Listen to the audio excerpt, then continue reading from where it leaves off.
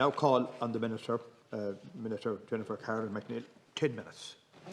Thank you, Cathaoirleach, and I wish to thank Deputy Matt Shanahan for bringing forward this legislation. It's an enormous amount of work to bring forward a private member's bill. I'm well aware of that, and the level of dedication and commitment and work with the parliamentary legal advisers and the drafting team is some amount of work for a deputy plus their team. So I, thank you and acknowledge that it's important that we have this debate, and I thank deputies for their contributions on the second stage of this bill. I have a number of different points I'd like to make, but I would just like to say, as a Dublin deputy, that Fine Gael government introduced the National Planning Framework, I think, on a statutory basis in 2018. It was the first time that a government put a spatial planning plan on a statutory basis so that it couldn't be interfered with. And the whole purpose of that planning framework was to stop the growth of Dublin and to try to drive development, in particular to the west, to the other cities, so that they would develop by at least 50%, and so that you could have contained cities, that you didn't need to come to Dublin for something unless you wanted to come to Dublin for something, that population growth would be pushed, that investment growth would be pushed to those cities. That is the purpose of the planning framework introduced by a Fine Gael government, put on a statutory basis, specifically to drive investment to the west and to the south in particular. I don't know of any deputies, I don't know why they would have heard me talk about wind energy and development, but if you had heard me talk about wind energy and development, all I talk about is the opportunity off the west coast and the south coast, the northwest coast, to be able to develop floating wind energy and to be able to have 12-month a year, to have 12-month a year technician jobs that would be sustainable, high-value jobs there to sustain the industry there. And again, that would give an opportunity for this island, as its population continues to grow, to be rebalanced in terms of spatial planning, to be rebalanced in terms of the economy, to be balanced away from Dublin. As a Dublin TD, it is strategically in my interests to limit the growth of a city on a coast and to make sure that that balanced regional development happens elsewhere. I would also point out that the single most important investment that has been made over the last 5 years has been, of course, investment in the National Broadband Plan, which was opposed by absolutely everybody, as I recall. Which was Paschal Donohoe's Fine Gael government that pushed that through, and it was very fortunate that it was, given having regard to COVID, having regard to remote working and the opportunity to work differently. In 2023, over €12 billion will be made available from the Exchequer for investment in public capital projects, which will provide more schools, homes, hospitals and other vital pieces of infrastructure. That level of expenditure will be pivotal in consolidating the progress already made and, most importantly, delivering the necessary infrastructure to support our future climate change obligations, as well as our social and economic requirements. Nobody is in any doubt about the need to ensure timely project delivery must be an essential part of that. There's no point in having the money unless it's delivered to meet the challenges of our time, particularly housing, health and climate change.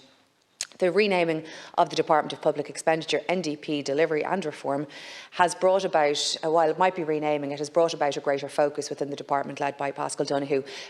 for the mandate for delivery of the NDP. In light of this new role, a review of support structures and levers available across government to maximise delivery of projects was undertaken, and there's a much stronger role for the department in making sure that things are done. As a result, a series of actions and reforms are identified as priorities to improve delivery of NDP projects, including reducing administrative burden on departments charged with infrastructure delivery. Earlier this year, the government approved 6 priority actions, which are significant changes to reduce the administrative burden in delivering major capital projects through measures to streamline the public spending code to become the infrastructure guidelines. The Minister for Public Expenditure, NDP Delivery and Reform is taking a direct role in overseeing delivery of the NDP through chairing Project Ireland 2040 Delivery Board.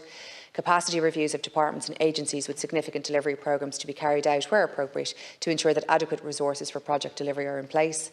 Additional reforms to the Capital Works Management Framework, which sets out the contracts used for public capital projects. Direct reporting to Government on NDP delivery on a quarterly basis throughout 2023 and 2024, and an independent evaluation of NDP priorities and capacity. That package is a fresh approach and a necessary approach to securing delivery of the NDP, which is, of course, our capital investment programme. The Minister for NDP is confident that the combination of the 6 priority actions will boost delivery of the critical infrastructure needed to support the growing economy and higher living standards for those living here. As mentioned by my colleague, Minister Oisin Smith earlier, the Government is committed to detailing progress on the delivery of the NDP at regular intervals into the future to allow for the transparency of the implementation of Project Ireland 2040 across the extensive range of capital projects and programmes, all of which benefit different parts of Ireland, and it is essential that they are delivered and delivered in a timely way. The Project Ireland 2040 Capital Investment Tracker and interactive map will be continued to update updated on a regular basis and detail the outline of the project, the department or body responsible for delivering it, the location and region of the project, and in line with the material detailed in this private member's bill, the tracker and map may also detail the construction commencement date of the project, the completion or anticipated completion project date of the project, the current stage of the project life cycle as per the Public Spending Code, and finally there is also information on the project cost range. It is essential that when government sets aside money for development of capital infrastructure, it is essential that when government creates a balanced regional development programme, that the projects are in fact delivered, and it is clear that there needs to be oversight and transparency of this kind. And I hope that it will give deputies confidence that projects are being developed in their areas, in their regions, in their constituencies, and that they can clearly see the expectations set and can clearly hold the relevant government departments and agencies to account on the delivery of the relevant projects, as the Minister will be. As also set out by Minister Smith earlier, the Minister for Public Expenditure, NDP Delivery and Reform will continue to publish the Project Ireland 2040 annual reports in the years ahead, which highlight the delivery of publicly funded capital projects throughout the country last year. Further to the annual reports, 3 regional reports for Eastern and Midland region, the Northern and Western region and the Southern regions will also be published.